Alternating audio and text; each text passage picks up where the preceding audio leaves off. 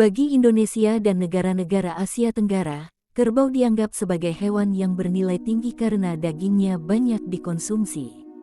Namun di Australia Utara, keberadaan hewan ini justru dianggap sebagai hama. Australia Utara tak mampu memenuhi permintaan kerbau dari negara-negara Asia Tenggara, tapi di sisi lain jumlah kerbau liar semakin meningkat.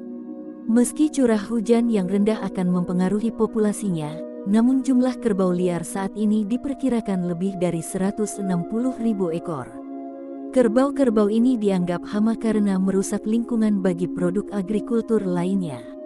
Menurut data Teritori Natural Resource Management (TNRM), untuk wilayah Top End saja diperkirakan setidaknya ada 161.250 ekor kerbau liar saat ini.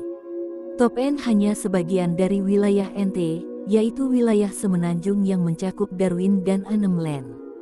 Kehadiran kerbau di Australia memiliki sejarah yang panjang, yaitu didatangkan pada awal abad ke-19 dari wilayah Indonesia yang saat itu masih dijajah Belanda, umumnya dari Pulau Timor, Pulau Kisar dan Jawa Barat. Saat ini, pertumbuhan populasi kerbau liar yang tak terkendali telah menjadi masalah besar bagi sektor pertanian di Top End, karena menyebabkan kerusakan yang luas pada sumber air, menghancurkan lahan dan menyebarkan gulma. Data jumlah kerbau liar ini dihitung oleh TNRM setelah mereka melakukan survei pada lahan seluas 225.000 km persegi. Menurut Susanne Casanova dari TNRM, pada wilayah yang tidak menerapkan pengendalian hewan liar, jumlah populasi kerbaunya cukup menonjol. Pada wilayah yang memiliki program pengendalian, kami mendapati tingkat kepadatan kerbau yang lebih rendah, jelas Casanova.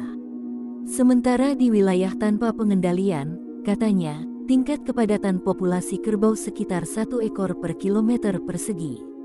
Diperkirakan, peningkatan populasi kerbau liar mencapai 27.000 ekor per tahun, atau lebih banyak dari jumlah kerbau yang bisa ditangkap atau dimusnahkan. Dalam 5 tahun terakhir, ribuan ekor kerbau liar telah diekspor ke berbagai negara Asia Tenggara, sebagian besar merupakan hasil tangkapan para pemburu.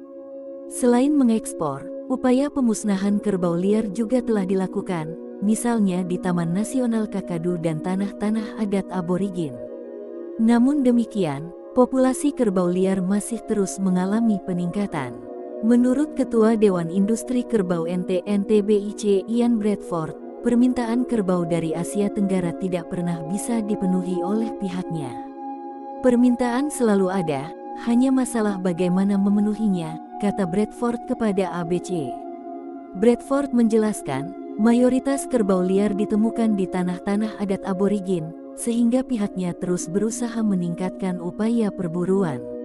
Upaya koordinasi dengan pihak terkait seperti pun terus dilakukan agar bisa meningkatkan jumlah kerbau liar yang bisa ditangkap. Hewan-hewan ini ada di sana, hanya perlu dikelola secara benar, ujarnya. Saat ini, dengan kondisi curah hujan yang sangat rendah, diperkirakan akan berdampak pada jumlah kerbau liar. Hal ini, menurut Susanne Casanova, tentunya akan menyebabkan kerbau-kerbau liar mengalami kesulitan untuk mendapatkan makanan. Mungkin saja jumlahnya tidak akan bertambah banyak tahun depan. Tapi kalau nanti curah hujannya lebih baik, jumlah kerbau liar akan bertambah lagi, jelasnya. Kekhawatiran mengenai banyaknya kerbau liar di Australia Utara cukup beralasan. Tahun lalu misalnya, pada sumber di daerah Bulman dan Wemol dipasang pagar sepanjang 1,3 km sebagai upaya mengatasi kerbau liar. Hasilnya sangat menggembirakan karena vegetasi di sekitar wilayah yang dipagari ini sudah kembali pulih dibandingkan kondisi sebelumnya. Lahan-lahan basah di Australia Utara telah banyak yang terdegradasi akibat serbuan populasi kerbau liar. Namun di sisi lain, kerbau-kerbau liar yang berhasil ditangkap telah menjadi sumber pendapatan penduduk setempat.